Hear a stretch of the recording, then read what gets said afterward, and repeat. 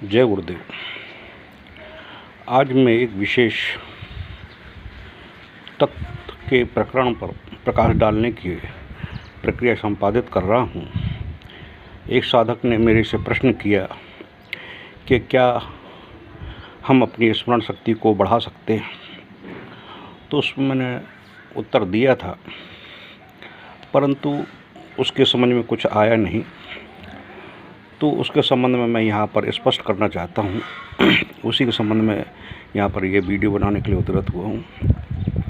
इसे ज़्यादा से ज़्यादा शेयर करें, लाइक करें और कमेंट्स अवश्य दें। मानव जीवन इस प्रकृति का एक महत्वपूर्ण जीव प्राणी के अंतर्गत एक विशेष स्थान रखता है, जिसकी मस्तिष्क क्रियाशीलता इतनी तीव्रतम है कि अन्य इस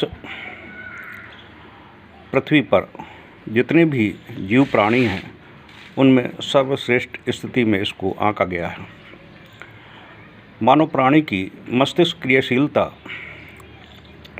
वर्तमान समय में अपनी पूर्ण चरम सीमा पर पहुंच चुकी है।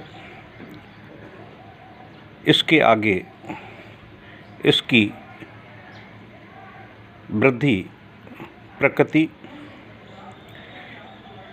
प्रदान नहीं कर सकती है।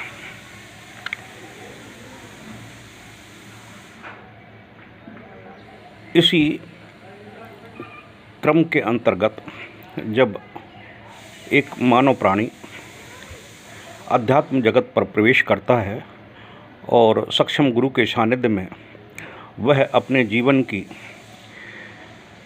उत्तरोत्तर वृद्धि के लिए शरीर में सुषुप्त अवस्था में पड़ी हुई ऊर्जा को जागृत करने की चेष्टा करता है, तो जैसे ही ऊर्जा जागृत होती है वह उत्तरोत्तर वृद्धि करता है और यह ऊर्जा सुषुप्त अवस्था में प्रत्येक मानव प्राणी में स्थिर रहती है, जिसे कुंडलिनी के नाम से संबोधित किया गया है। यह 7 चक्रों की आधारित प्रक्रिया पथगामी प्रक्रिया है, जो सहस्त्रार्थ में जाकर मूलाधार से जाकर प्रारंभ होकर सहस्त्रार्थ में जाकर इसका अंत होता है और यहीं से वह परम धाम मुक्ति के लिए चेष्टारत होते हुए इस शरीर को त्यागने की प्रक्रिया संपादित करता है। अब इस प्रक्रिया के अंतर्गत जब साधक प्रारंभ में गुरु की शरणागत होता है तो एक साधारण दीक्षा प्राप्त करता है, जिसे द्विज संस्कारित प्रक्रिया कही जाती है या द्विज संस्कारित प्रक्रिया के अंतर्गत आता है। और यह जब द्विज संस्कारित प्रक्रिया संपन्न हो जाती है तो उसके दूसरे चरण पर आती है सांभवी दीक्षा। सांभवी दीक्षा का मतलब ये होता है कि संभव किसी भी कार्य को संभवतः संपन्न करने की प्रक्रिया में उद्गत होना। तो साधक जब सांभवी दीक्षा ग्रहण करता है तो उसे योग क्रिया में प्रवृत्त करने के लिए गुरु उसको मार्ग प्रशस्त करता है और उसकी ध्यान धारणा समाधि इत्यादि की स्थिति योग क्रियाओं के माध्यम से परिपूर्ण करने की चेष्टा करता है। उसे मूलाधार, स्वाधिष्ठान, मणिपुर चक्र, अनाहत चक्र, विशुद्ध चक्र और आज्ञा चक्र और सहस्त्रार्थ जागरण करने की प्रक्रिया को उसे प्रेरित करता है और उसका समाधान भी करता है, उसको मार्गदर्शन प्रशस्त करता है। यह एक जटिल प्रक्रिया है और साधारण भी है। जटिल उनके लिए है जिनको ज्ञान नहीं है, जिनको ज्ञान है उनके लिए बिल्कुल साधारण सी प्रक्रिया है। मैं इस मुद्दे पर नहीं जाना चाहता हूँ, मैं केवल आता हूँ उस मुद्दे पर जो मस्तिष्क की क्रियाशीलता को बढ़ाता है, वह है सांभवी दीक्षा।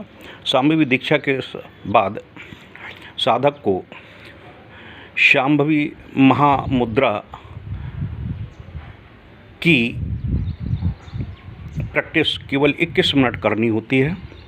यदि वह 21 मिनट तक निरंतर इस प्रक्रिया को संपादित करता है तो 3 महीने के भीतर भीतर उसकी मानसिक जो स्थिति है, स्मरण शक्ति है, मेधा शक्ति है और उसके न्यूट्रॉन्स जो हैं वो 241% के आसपास बढ़ जाते हैं। यानी उसकी स्मरण शक्ति 241% बढ़ जाती है। वह इतना सक्षम हो जाता है कि वह सर्व कार्य करने में सक्षम हो जाता है।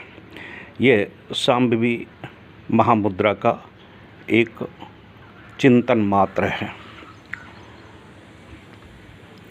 जो साधक मेरे से निरंतर जुड़े हैं और शांभवी दीक्षा का पहले भी मैं कई बार प्रकरण डाल चुका हूँ, यदि जो इसमें अग्रसर होना चाहते हैं तो उनके लिए स्वागत है। जय गुरुदेव।